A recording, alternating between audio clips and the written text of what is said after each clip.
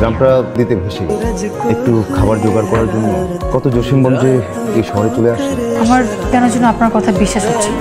কি দরকার বিশ্বাস করা? আমি আপনার অপরিচিত, আপনিও আমার অপরিচিত। একটু পর আপনি চলে যাবেন আপনার রাস্তায়, আমি চলে যাবো আমার রাস্তায়। বিশ্বাস করে কি হবে? না, তবে আপনাকে আমার জসিম বন্ড মনে হচ্ছে না, আমার রিক্সা চালকও মনে হচ্ছে না। যে দেখেন আপনি কত সুন্দর করে কথা বুঝিয়ে বলেন, এত সুন্দর করে আমার প্রেজেন্টেশনটা করে দিলেন। এসব ভেবেও অবাক হবেন, জীবন বাঁচানোর যুদ্ধে কত শিক্ষিত লোক রিক্সা নিয়ে রাস্তায় নিয়ে যায়। আচ্ছা জসিম, আপনি কি আমাকে বাসা নামিয়ে দিতে পারেন? চলেন। বলেন কত টাকা দিব? যা দিবেন তাই। আচ্ছা আপনার ভাড়াটা কালকে দিন। কাল তো মনে হয় থাকবো না। আপনি কোথায় থাকবেন বলেন, আমি নিজে গিয়ে দিয়ে আসবো। আচ্ছা ঠিক আছে, কোথায় থাকবেন বলেন, আমি চলে আসবো। তাহলে কালকে আমাকে সানিরা আসতে চাচ্ছে। তুমি আমাকে এত বিরক্ত কেন করে এটা নিয়ে বলো তো? তোমাকে কতবার মানা করেছি আমি। অবশ্যই এটা কোথায়, ছেলে ভালো আর ভালো হ্যান্ডসাম। সানি কি আমার পছন্দ না? শেষ কথা, এখানেই শেষ। সমস্যাটা কোথায় সেটা তো বলতে হবে। আমার পছন্দের মানুষ আছে। কি শুরু করলি? সকালে এক কথা, বিকালে এক কথা। তোর কথা সত্য মিথ্যা কিছুই তো বুঝতে পারছি না। এটা সত্যি সত্যি সত্যি 5000 সত্যি। দাদা সত্যি তোর পছন্দের মানুষ আছে? এই দিন আমাকে দেখতে হলো। আমার পছন্দের মানুষ থাকতে পারে না? অবশ্যই থাকতে পারে না। আমার সব কষ্ট বিফলে। আচ্ছা তোর পছন্দের মানুষের নাম কি? কি করে? মা ও রিক্সা চালায়, ওর নাম জসিম। কি কি শুরু হলো আমার বাসায়? আর দেখি পছন্দের রিক্সাওয়ালার মধ্যে এমন কি আছে অন্য কোনো ছেলের মধ্যে নেই? কি বলিস? এরা রাত নিয়ে আমাকে মেরে ফেলবে। এসেছেন? হ্যাঁ, কোথায় যাবেন? আজকে আপনাকে নিয়ে সারা শহর ঘুরবো, আপনার সাথে কিছু জরুরি কথা আছে। আমি রিক্সা বেশি সময় চালাতে পারি না, পা ব্যথা করে। তাহলে রিক্সাতে পাতে তো অটো রিক্সা নেওয়া যায় না? আমি তো অটো রিক্সা চালাতে পারি না। ঠিক আছে, তাহলে আমরা কোথাও বসে কথা সেরে নিব। চলেন। কি যে বলেন, বাবা মায়েরা সন্তানের চোখের দিকে তাকালেই সব বুঝে, আমি ধরা খেয়ে যাই। কিচ্ছু হবে না, আপনি তো বেশি বুঝেন কেন? তাহলে আমাকে কি করতে হবে?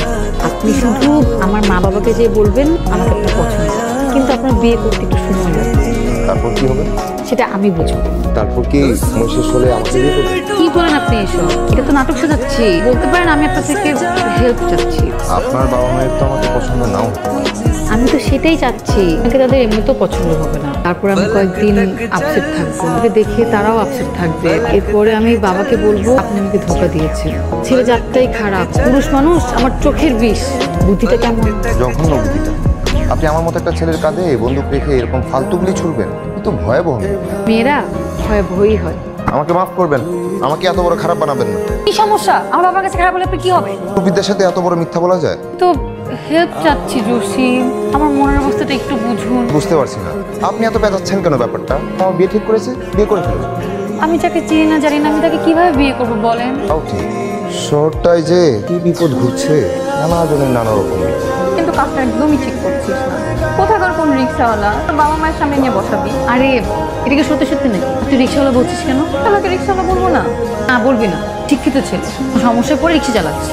ওকে যদি ধুয়ে মুছে জায়গায় দাঁড়া করানো হয় না, তোর বয়ফ্রেন্ড পিয়াসের থেকে ওকে 1000 গুণে হ্যান্ডসাম হয়। তোর মাথা কি পুরাই গেছে? মানে কিসের সাথে কি মিলাচ্ছিস? তোদের সবার থেকে আমার রিক্সাওয়ালাই ভালো। তো আর কি, তোকে না সাজিয়ে বিয়েই করে ফেল। বিয়েই করে ফেলবো, খুশি? সবসময় বেশি বেশি। যখন একটা বান্ধবী আমার। বাদ দিন, আপনি শান্ত হন।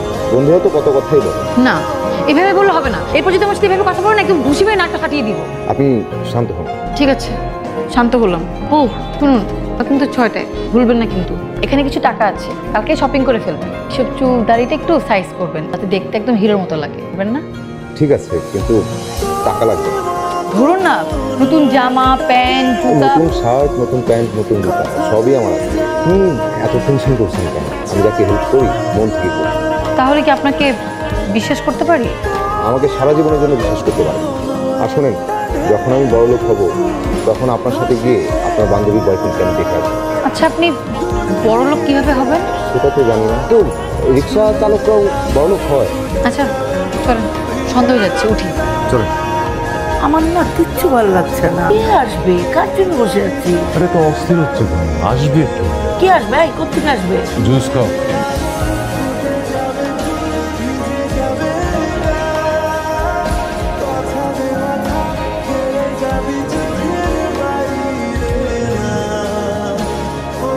মা কাপড় ঠিক আছে? স্যার, এটা আমার বাড়ি। আমার মা বাবা কোথায় থাকেন? কানাডা। তুমি মা বাবার সাথে থাকো না? বড় বোনের সাথে।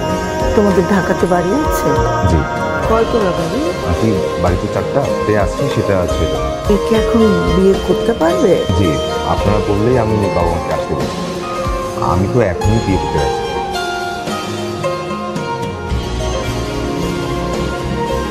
কোন চুপ হয়ে গেলেন কেন? আমি কিন্তু পাত্র হিসেবে অতটাও মন। কিন্তু এভাবে হয় না মিস্টার জসিম বন। আমার নাম আবিদ, কিন্তু আমি কি করেছি? তো আপনার কথা কি হলো? আমি কি জানতাম আপনি এই বিয়েটা কিসের? আপনাকে ঠিক মতো চিনিই না। আমরা না হয় ধীরে ধীরে আমাদের চিনি নিলাম। না হবে না, আপনি আমার সামনে থেকে ভাগেন, যান। আমি বন্ধুদের সাথে বাজি ধরে রিক্সা চালক সেজেছিলাম, কিন্তু প্রথম যেদিন আপনাকে দেখলাম তখন মনে হলো আমি বছরের পর বছর এই মানুষটার জন্য অপেক্ষা ছিলাম। এই মানুষটা সারা জীবন আমার হাত ধরে কাটিয়ে। কিন্তু আমি আপনাকে কেন বিয়ে করব? আমি প্রতিদিন আপনাকে অ্যাসাইনমেন্ট করে দিব, আপনার জন্য রিক্সা ভাড়া করে সারা শহর ঘুরে বেড়াবো। আপনি প্যাসেঞ্জার, আমি ড্রাইভার। এটা আমার জন্য যে কেউই করবে। কিন্তু সবাই জসিম বন না। আমি কথা দিচ্ছি, আমি সব সময় তোমার বাসা থাকবো। বৃদ্ধ হয়ে গেলেও তোমার হাত ধরে রাখতে পারবো। আমি কথা দিচ্ছি, তুমি আজ ভালোবাসবে, কাল ভালোবাসবে, পরশু ভালোবাসবে, সব সময়। আপনার নাম কি যেন? জসিম, জসিম বন। মিস্টার জসিম বন। এই রিংটা আপাতত আমার কাছেই থাক। যেদিন আপনি আমার ভালোবাসার পরীক্ষা পাশ করতে পারবেন, ওদিন আমি নিজ দায়িত্বে এই রিংটা হাতে পড়ব। শুনেন, শুনবো না। আমার কথা তো শেষ হয়নি। তাতে কি?